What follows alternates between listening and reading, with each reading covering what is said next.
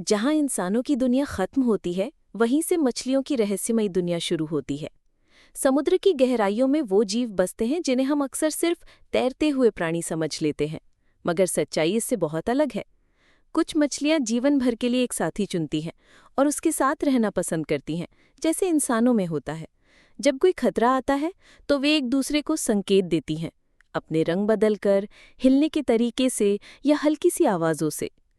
कई मछलियां दूसरों की मदद करती हैं। क्लीनर फिश बड़ी मछलियों की त्वचा से गंदगी और परजीवी हटाती है। बदले में उसे खाना और सुरक्षा मिलती है। ये रिश्ता बिना शब्दों के समझ और भरोसे पर टिका होता है। कुछ मछलियां इतनी समझदार होती हैं कि वो खुद को दर्पण में पहचान लेती हैं।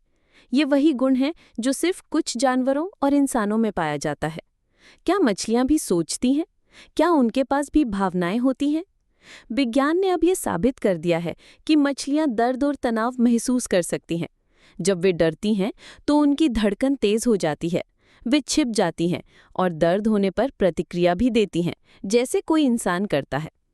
कुछ मछलियां हजारों किलोमीटर की दूरी तय कर उसी स्थान पर लौटती हैं जहां उनका जन्म हुआ था।